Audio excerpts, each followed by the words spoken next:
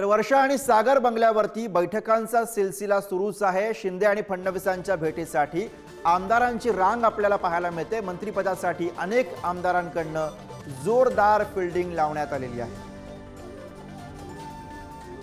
आणि याच विषयी आपण अधिक बोलूया। प्रतिनिधी धनंजय दळवी सध्या आपल्या सोबत आहेत। धनंजय, एकूणच वर्षा असेल किंवा मग सागर बंगला असेल, दोन्ही ठिकाणी आपल्याला बैठकांचा भेटीगाठींचा सिलसिला दिसतो आहे आणि आमदारांची रांग सुद्धा दिसते।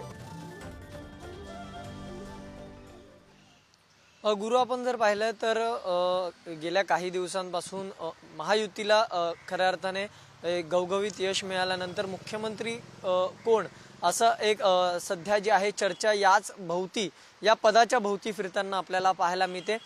आणि या सगळ्या संदर्भातल्या गाठीभेटी असतील किंवा चर्चा ज्या आपल्याला होताना पाहायला मिळाल्या।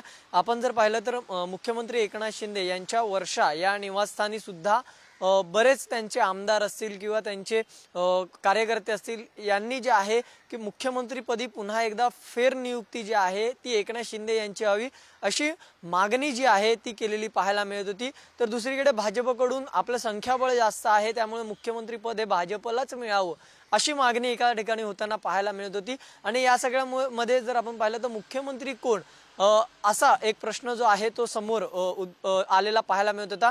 मात्र आज सुद्धा याच गोष्टीवरून वर्षा या निवासस्थानी आणि उपमुख्यमंत्री देवेंद्र फडणवीस यांच्या सागर या निवासस्थानी गाठीभेटींचा सिलसिला आपल्याला पाहायला मिळणार आहे। अनेक आमदार असतील, अनेक कार्यकर्ते असतील, ते देवेंद्र फडणवीस यांची सदिच्छा भेट घेतील, शुभेच्छा देतील। त्याचबरोबर मुख्यमंत्री पदाबाबत जो आग्रह आहे भाजपाचा तो सुद्धा वाढताना पाहायला मिळणार आहे। कारण की एकीकडे आपण काही दिवस पाहिलं तर शिंदेच्या शिवसेनेकडून तो दबाव जो आहे तो उघडपणे पाहायला मिळत होता। कारण की मुख्यमंत्री हे त्यांनीच राहावं, पुढची 2.5 वर्ष तरी त्यांनी मुख्यमंत्री पद भूषवावं अशी इच्छा जी आहे ती शिंदेच्या आमदारांची, शिंदेच्या कार्यकर्त्यांची, पदाधिकाऱ्यांची असलेली आपल्याला पाहायला मिळाली।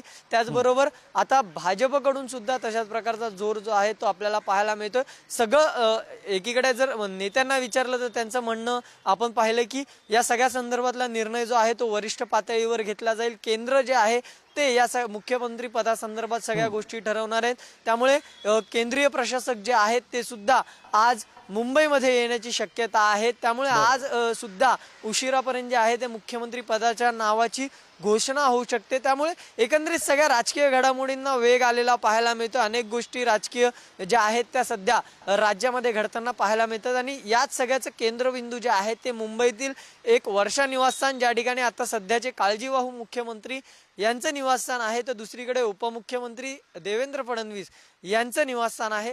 या दोन्ही ठिकाणी जे आहे हा गाठीभेटींचा सिलसिला आपल्याला पाहायला मिळणार आहे। या रेसमधून खऱ्या अर्थाने आपण जर पाहिलं गुरु, तर उपमुख्यमंत्री अजित पवार हे मागे आपल्याला झालेले पाहायला मिळाले। कारण की संख्याबळ नाहीये तेवढ्या प्रमाणात आणि त्यामुळे त्यांनी या सगळ्या रेसमधून माघार घेतली। मात्र एकनाथ शिंदे आणि देवेंद्र फडणवीस यांच्या नावाची जोरदार चर्चा, त्यामुळे मुख्यमंत्री पदी या दोघांपैकी एकाचं नाव येते की तिसऱ्याच कोणातरी वेगळ्याचं नाव समोर येते, हे सगळं पाहणं तितकंच महत्वाचं आहे। मात्र या सगळ्यावर केंद्रीय प्रशासक जे आहेत ते नेमकं कोणाचं नाव जे आहे ते जाहीर करतायत आणि मुख्यमंत्री पदाची शपथ कोणत्या तारखेला आणि कोण घेणार हे सगळंच पाहणं आता उत्सुकतेचं बरोबर आहे धनंजय। त्यामुळे सध्या राज्याच्या राजकारणातल्या सगळ्या घडामोडींची दोन केंद्र दिसत आहेत, एक वर्षा आणि दुसरा सागर बंगला। धन्यवाद या सगळ्या सविस्तर माहिती आणि विश्लेषणासाठी।